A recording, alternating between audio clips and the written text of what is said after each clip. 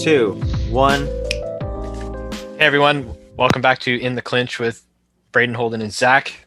This week we're going to be talking about our predictions for each UFC champion at the very end of 2021. So we'll just start things off first with obviously the women's strawweight division. The current champ is going to be Zhang Weili. Braden, who do you got? Kind of a boring answer, but I think it'll still be Zhang Weili. All right. Yeah. Holden? Women's strawweight, I think it's going to be Joanna. I think she has the tools to, dethrone Zhang Weili, but it's going to be a tough one.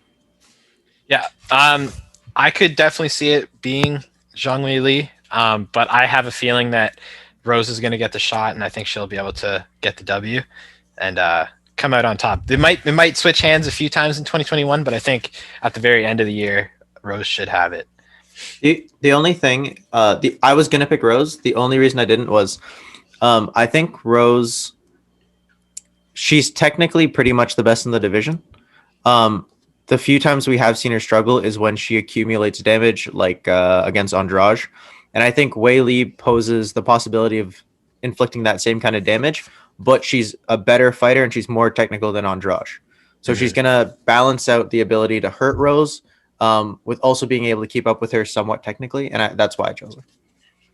Cool. So moving on to women's flyweight. The current champ is going to be Valentina Chevchenko. Brad? Same thing. Keeping it simple, kind of a boring answer, but I don't see anybody dethroning Shevchenko. I think at flyweight, she's the best in the world, and I haven't seen anything that makes me believe that she's going to lose it. Cool. Holden?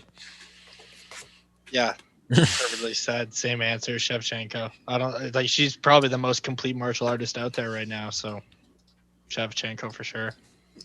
Yeah, I agree with you both. Definitely Shevchenko. There's just absolutely nobody in the division I think that could even come close to beating her. So with that, moving on to Bantamweight. Current champ's going to be Amanda Nunes. Who do you guys have for the end of 2021? Sorry, guys. Amanda Nunes is not going to lose the belt.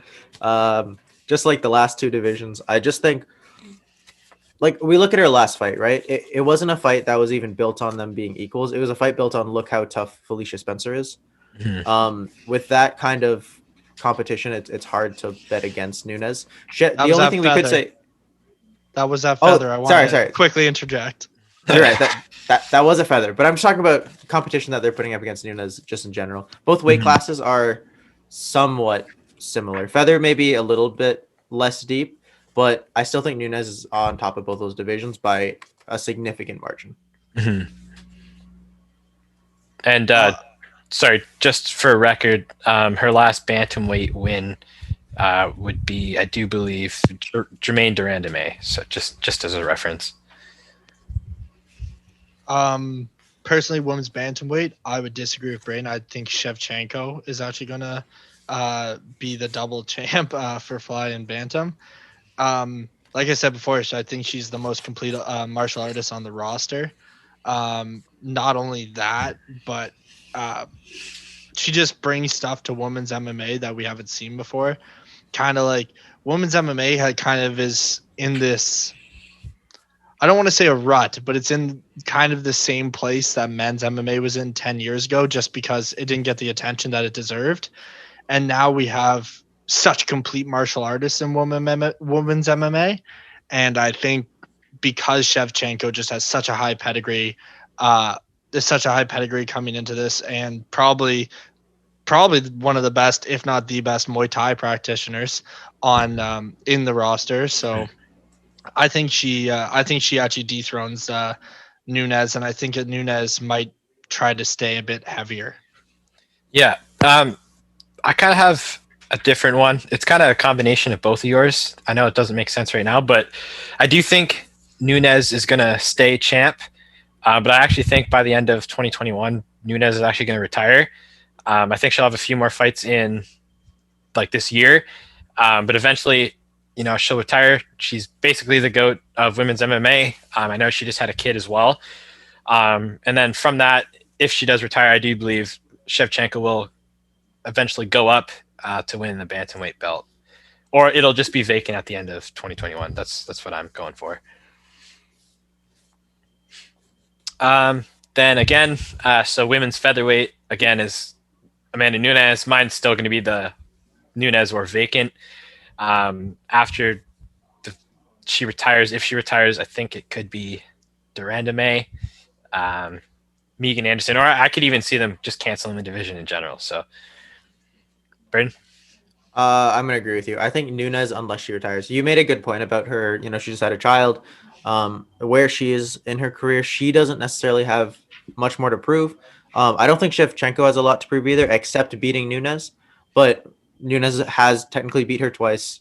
I don't see why Nunes would stick around just for that fight. So I understand where you're coming from with her retiring. If she does retire, I think you also hit it on the spot. Duranda May and Megan Anderson would be a great fight. Both of them kind of have their base in striking. And I think both of them are kind of like not close enough to Nunes because they're not well-rounded enough. But if she was gone, they would probably be at the top of the division together. So I'm going to probably agree with you there.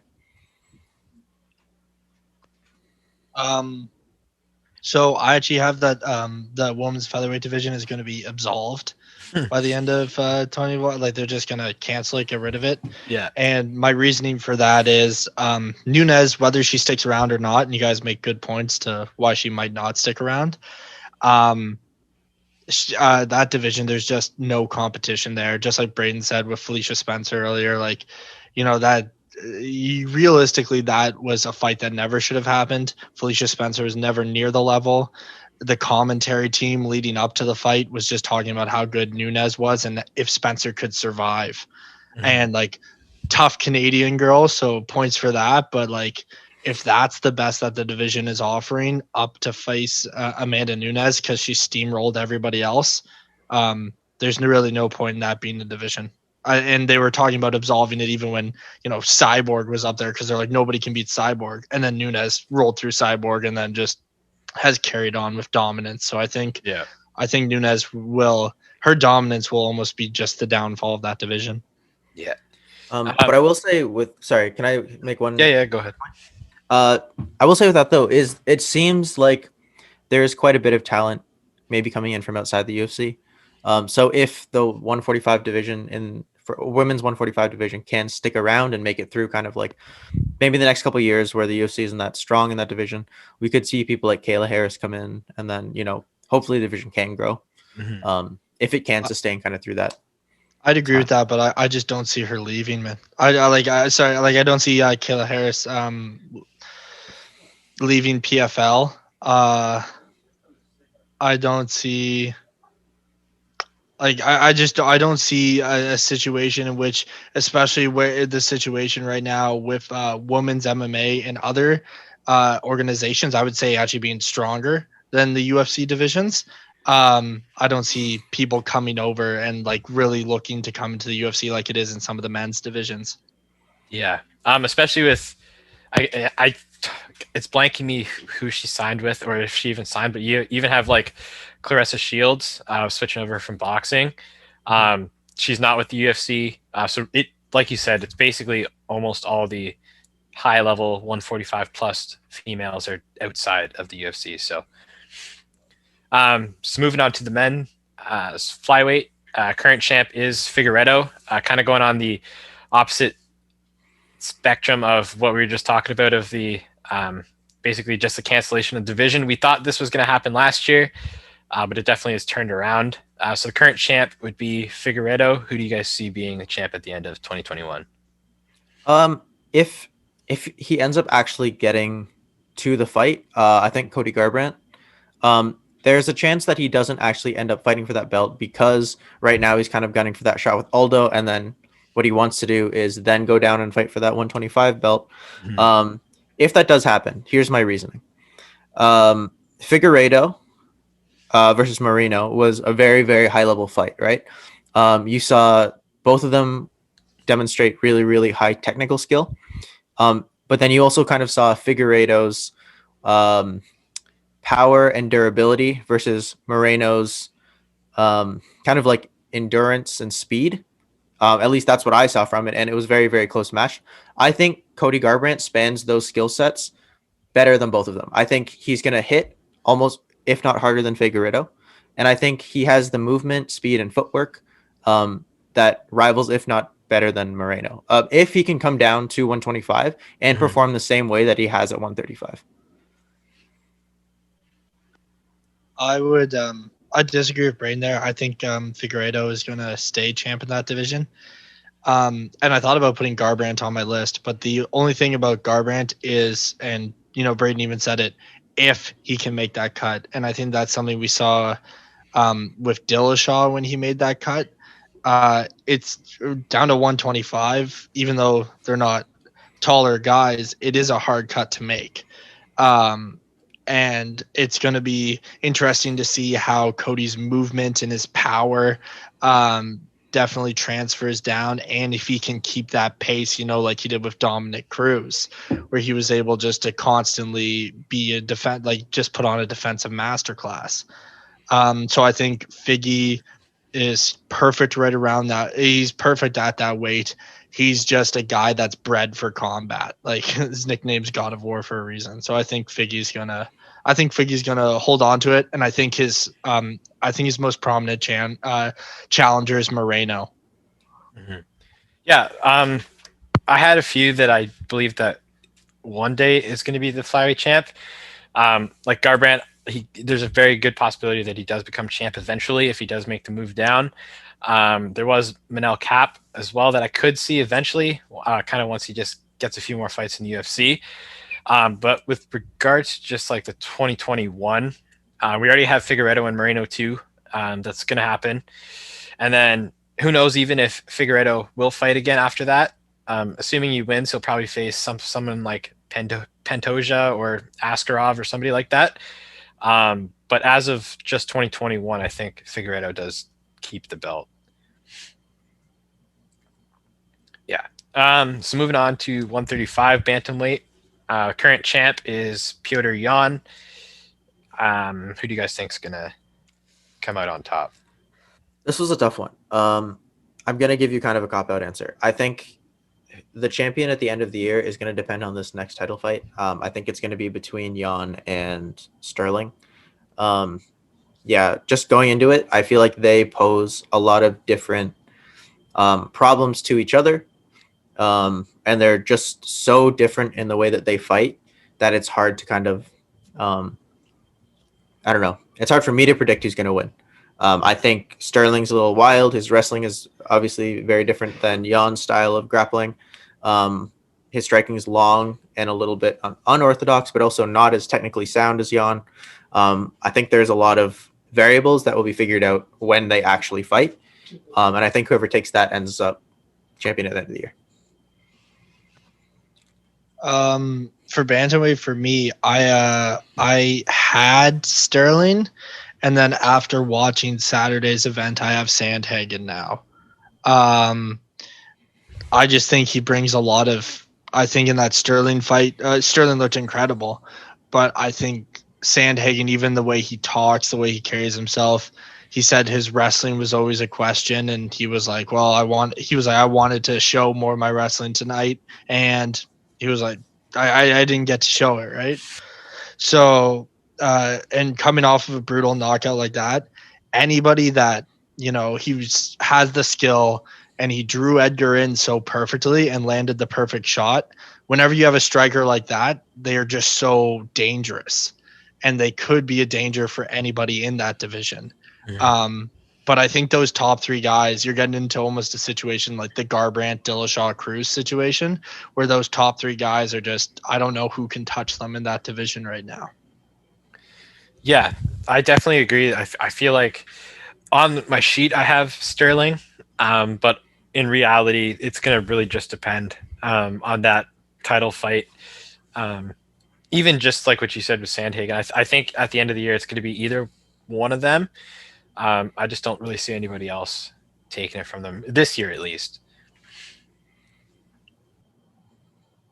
All right, so moving on to 145 featherweight, current champion Alexander Volkanovski. big surprise, Max Holloway. I know Holden disagrees with me, but I thought Max, in my opinion, I had him clearly winning the fight with Volkanovski. I know it was close, but when it ended, I thought that he had done enough. And then I also just think he's an anomaly in the fact that he seems like he's been a veteran champion. He was champion for a very long time. He's been in the UFC for a very long time, yet he's still so young, and he's still developing within fight to fight as if he's one of those up and coming prospect contenders. Every time we see him, there's a big jump in his performance, which is something you rarely see when someone's been on the top that long. I think he's going to make the adjustments even more so than he did last time.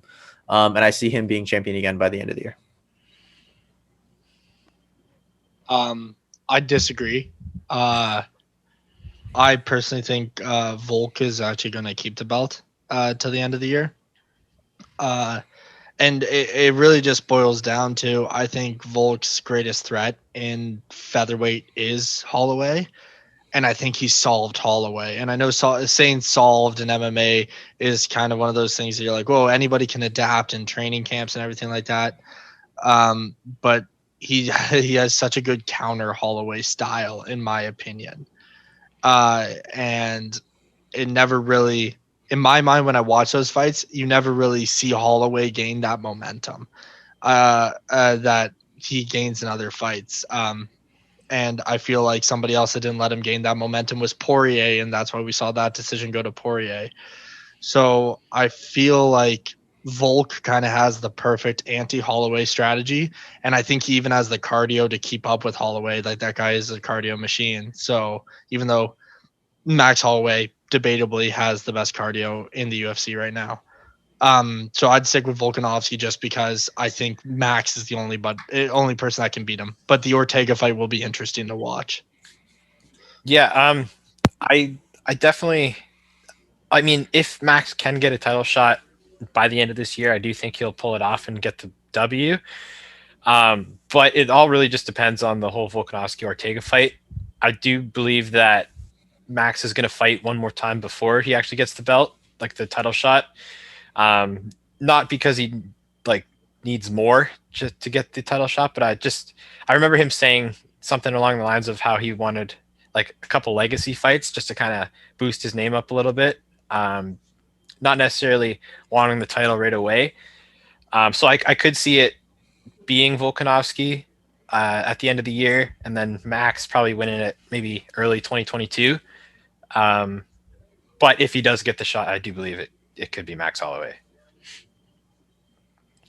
All right, so moving on to probably one of the most tricky divisions to kind of predict, which would be 155 lightweight.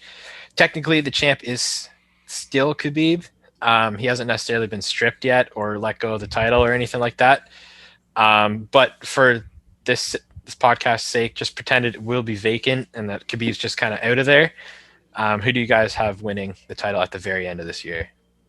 I'm glad that you clarified that we're going to go into this thinking that Khabib has retired, which I think he has, but I think if he were to stay, he would have continued to be the champion. What I wrote down here, and I wrote this list a few days ago, was Dustin Poirier. Within the last few days, there's been a little bit more talk about what fights he wants. And it seems outside of the Oliveira fight for the title, he's also interested in running it back with Conor, and then also possibly having that Nate Diaz fight. So I think it'll come down to what fight DP chooses, because I think he's in the position to win the title, and I do think that he has the ability to probably beat anyone in the lightweight division right now. So it'll come down to whether he wants that legacy payday fight, which he may choose for a number of reasons, including his charity and that sort of thing. But if he does choose to fight Oliveira for the title, which I think is the correct fight, I see him being the champion at the end of the year.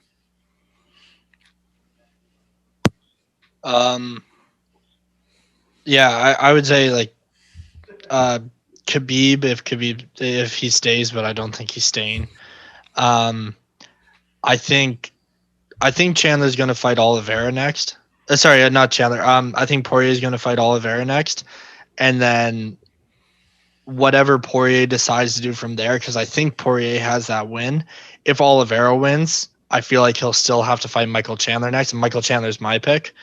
I think he's really interesting in that division, but I feel like at that division right now, especially with Conor and especially how the UFC's been handling that division, they're in a very delicate place in that division that they got to make the right fights for the title. And if you're going to make money fights, do them separately. But knowing the UFC, probably not going to do that. So depending on matchmaking, it's going to be tricky. But if they do it based on the rankings, do it right, everybody gets, the fights that we were talking about last episode. I think Chandler comes in after and fights the winner of Oliveira versus Poirier, and I think he wins that fight. Yeah. Personally, for me, I don't see Dustin Poirier fighting for the belt right now. I think he might take those money fights, if you could call them that, with either Conor or even Nate Diaz. I know they've been back and forth on social media the last few days. I honestly think that it's going to come to Oliveira versus either one of Chandler or Gaethje. And I kind of have a feeling that it's a toss-up between Chandler and Oliveira for me at the end of 2021 with the belt. I think Dustin Poirier will have the belt eventually. But I do believe that I feel like 2021 might be tied up with a trilogy fight with Conor or even just that Nate Diaz fight. All right.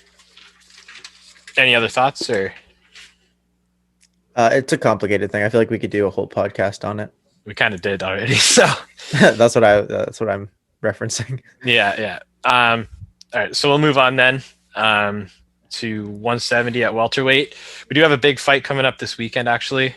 So I think I don't know what day it is, but current champ is going to be Usman. He'll be fighting Burns at the end of 2021. Who you guys think is going to keep that belt? This is great. This is another division, as we've already talked about in the other divisions. Like it's not just one person destroying everyone, just like lightweight, just like featherweight. I think there are a couple different contenders. And I think Usman's strong enough to possibly stand on the top for a long time. But my choice is Gilbert Burns. I think, again, it'll come down to this next fight. I think Usman is a great wrestler. And he does very well when he's the one dictating the grappling exchanges and staying on top. I think he has very basic and simple striking, but it's fundamentally sound. He's very good at his straight punches. Doesn't throw a lot of kicks. He kind of uses them to supplement those straight shots that are very powerful. Gilbert Burns is almost the opposite. He uses a lot of movement. He uses kind of wild looping shots, unlike Usman's straight.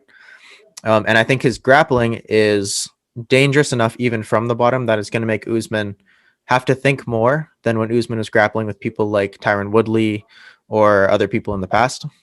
But yeah, I think style-wise, it's very interesting, and I think Gilbert has that possibility to win. And you think that after Gilbert wins, he's thwarting all challengers? For a year, at least, I think. I don't know if the thing is, welterweight is it's a long division, right? You have people who are very good all the way from 1 to 10. You're looking at Masvidal, Wonderboy. They all pose different threats depending on where you think regardless of where you think they stand skill-wise, they all have different weapons. You know what I mean? So style-wise, it's very interesting all the way from 1 to 10. Even if Gilbert Burns gets through, say his grappling and his striking style is good enough to beat Kobe. Say that his grappling style is good enough to beat Masvidal and his striking is just good enough to implement that grappling style. However you want to look at it, he may beat the top, whatever. But then there's still people like Wonderboy, which you could argue has the striking style that would possibly beat Burns if he can keep it on the feet. I think welterweight especially, it's very much a matchup of styles. So I don't think Gilbert can necessarily be one of those guys who runs the division for many years like GSP or anything, but I think it's likely that he could have the style to hold on to it until the end of 2021 if he does win it from Usman. I think end of 2021, I think Colby Covington is champ. And I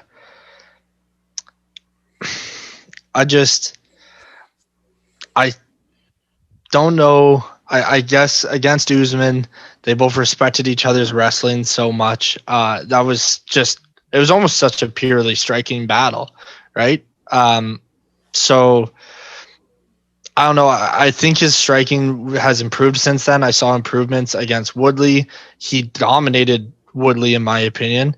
He, when he won the interim championship against RDA, and I see a decent amount of similarities between RDA and Gilbert Burns, that I think that he actually matches up very well against Gilbert Burns. I think for Covington, he gets the rematch with Usman, and then I think he beats Usman. And then I would like to see him face Wonderboy. And I think Wonderboy is a bad style matchup because I agree with you on style matchups. But I think I think Covington beats Wonderboy, takes him to the ground, brings him into his area, and just ground and pound. And that he wants to make that a very close and dirty fight. And Wonderboy definitely wants to keep that at length, definitely wants to keep him at bay.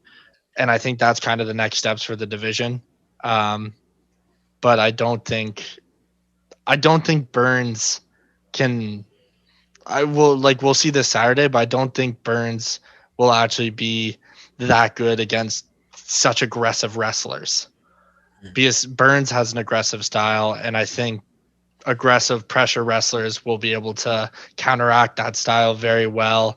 And realistically, he needs to create space on the ground for him to engage in any attacks. I think he's dangerous from his back, but I think he needs to create space on the ground. And these are the guys that don't let you breathe for a second, right? So I think that's going to be very bad for him.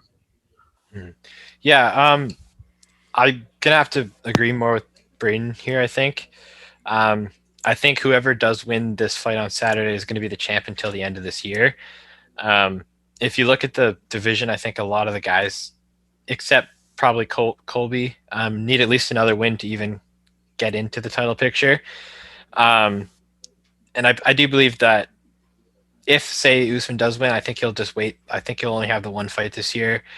But either way, I think either of those guys are going to be the champ at the end. More so leaning towards Burns, though, in my opinion.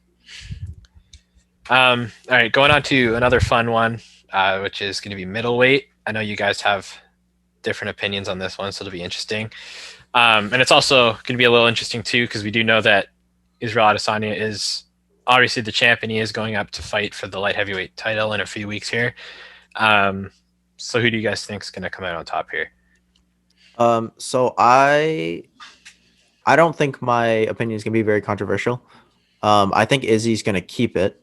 Obviously, this really comes down to how things go at light heavyweight, if that ends up being a home for him or whatnot. But I think Izzy is probably going to still be at his best at middleweight, regardless whether or not he wins at light heavyweight. And I actually see him coming back down to middleweight, regardless of what happens. He seems comfortable there. He's big and he's long there, which won't necessarily be factors, even if he is champion at a higher weight. Mm-hmm. I see him attempting to maybe defend both titles, but whether he can or can't, I think his home base is still going to be at middleweight. So I see him still being the champion at the end of the year. Cool. Holden? I have, for middleweight, I have either Darren Till or Robert Whittaker. I couldn't really decide between the two. After watching their fight, I thought Till looked amazing at middleweight. I thought Whittaker looked great too, but I thought for a young fighter who has so much potential and realizing a lot of that potential, I was really impressed by Darren Till, and I think he's such an interesting matchup because I do agree that Izzy's going to come back down to middle. But I think his style of striking, and he's such a good technical striker, it pits up and it matches up well against the creativity and the unorthodox and the unpredictability of Israel Adesanya, who is also just so bloody technically sound. So I think that's going to be a fight a lot like Till versus Wonderboy, and I think we're going to see Till stifle Woodley. Not Woodley. Till stifle Adesanya on a lot of the advances with that jab, just the same way we did against Wonderboy. And my argument points for Robert Whittaker would just be that Robert Whittaker is a beast. He, the only guy that really did anything to him was Israel Adesanya, and he went into some deep waters with Darren Till. But it's like, and I'm saying this discarding Romero because Romero's not here anymore. But so I definitely think that Darren Till or Robert Whittaker is going to be champ. If Darren Till gets the title shot, he'll be champ, and if it's Whittaker, he'll be champ. Cool. I'm going to agree with you on that one. In a sense, I do believe that Izzy's going to go to heavyweight. He'll win there, and I think he'll actually stay there for a bit. Light heavyweight? Light heavyweight, sorry, yeah. Because I do believe he's kind of eyeing that fight with John Jones, and in order to get that fight, I think he wants to prove himself at light heavyweight, kind of do more or attempt to do more at light heavyweight than Jones did, so that they can kind of clash there. So I do think he'll stay at light heavyweight. Therefore, I think it's going to come to Robert Whittaker versus the winner of Darren Till and Marvin Vittori. I think that's going to be the ultimate, like the title fight, the interim belt, or not interim, but just the regular belt. But out of the two, I do believe Robert Whittaker is going to come out on top there. But it could be close, especially with Till and Vittori having that fight. But yeah, I think Whittaker for sure. All right, now moving to light heavyweight. I'm pretty sure we kind of already answered this with the last one. But who do you guys have at the end of the year? Light heavyweight, I did not answer this. I think Izzy is going to beat Jan, but I don't think he sticks around at light heavyweight. Okay. I think Jan could definitely win it back, but I think the dark horse of the division, I think Glover Teixeira actually ends the year with the belt. Here's my reasoning. So if Izzy goes up to light heavyweight, a few years ago, having two belts would have been this new crazy thing, right? And now it's kind of like an obvious step to try to get yourself to that, GOAT conversation, legacy, sort of thing.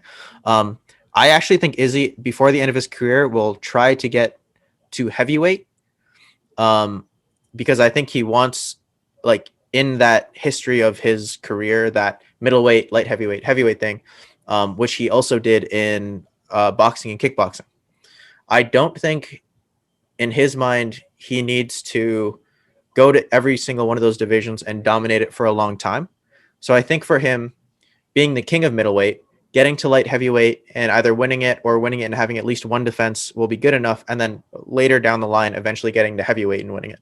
I don't see him wanting to get to light heavyweight, winning it, and then sustain it for a very long time. So I think he wins it, maybe defends it once, depending on where we are near the end of the year. But I think what could also happen is he wins it and then goes back down to middleweight. I think Izzy's in a very well, first off, I think it's going to be Izzy, but I think he's in an odd situation, and it's almost a Conor McGregor-esque situation. He's becoming very big in the sport. And I think I don't think he's going to stay in light heavyweight, but I think he's going to win the belt, and I think he's going to defend it once. And I think that's going to bring him to the end of the year. And I think, middleweight kind of gets an interim champion, and we see that unfold. Izzy's going to explore his options at light heavyweight. And then when the interim fight comes up, like, hey, it's the interim versus champ fight, that's when he'll have to decide whether to vacate or not. And I think he'll come back down for that fight, but I don't think that fight happens before the end of the year. If that makes any sense. It does. I think it also comes down to how his fight with Jan goes. If he just goes in there and demolishes Jan, and there's no point in anyone thinking they should run it back, then I think he might immediately come back down to middleweight. If it's something that becomes a bigger thing, like, it's a close fight, it's a war, even if it's not close, it was entertaining enough that they want to run it back, Izzy might go back into it to get that defense against the guy he already beat, if that makes sense. Yeah, I mean, I think at the end of the year it's going to be Izzy. And I honestly just believe that he's just going to stay there. I don't think he'll actually go down to middleweight. I could be wrong. I probably will be, but at least 2021, I think Israel is going to be the champ there. All right, moving on to the last one of the podcast, 265 heavyweight. I feel like I've said this a lot today, but it comes down to the next fight. I think Stipe, he's shown himself to be pretty much above the division, other than that rivalry with DC. Like, they were very close, but now that DC's gone, I think Stipe lacks a little bit of competition there. But then there is the enigma that is Francis Ngannou, who has the ability to knock anybody out on any night. It's hard because Ngannou, you can't necessarily say that he's looked a lot technically better since he fought Stipe the first time, but success also, like, wins are wins. You know what I mean? You can't say that he could have been any more successful than he has been since then. I think it'll come down to their fight. Whoever wins it could possibly be the champion by the end of the year. The heavyweight division has typically been known to be a somewhat slow division in terms of like quick title fights happening. We could see whoever wins this one kind of hold on to it for a little while before we see another title fight. So, there's a lot up in the air. But I could see Ngannou knocking out Stipe. I could also see Stipe just picking apart Ngannou. Ultimately, I think it comes down to this fight. I think Stipe is gonna have it at the end of the year. I think Stipe is gonna defend against Ngannou. And I'm really excited for that fight because of what you were saying, Braden, because even in that first fight, every time Ngannou threw, even like in the fourth and fifth round, there'd be times where you just tell he was gassing, he'd throw it out there, and it would hit Stipe, and it'd wake him up a little. So Ngannou is definitely always such a big question mark, but I think Stipe is a smarter fighter. I think he does the right things. I think he beats Ngannou, and then I think he retires on a John Jones win. But I think after Ngannou, he's going to be looking for that John Jones win. There's no one really else in heavyweight that even comes close to the level that I believe Stipe is at for that division. So I think he beats Ngannou. He looks to fight John Jones. I think depending on how John Jones looks at heavy, my early call would be that Stipe beats him at heavyweight and then retires. And I don't think the John Jones fight is going to happen before the end of the year. I think that would be like an in the new year fight. Yeah, I'm going to agree with the Stipe. I don't think there will be another fight after the Stipe and Francis fight.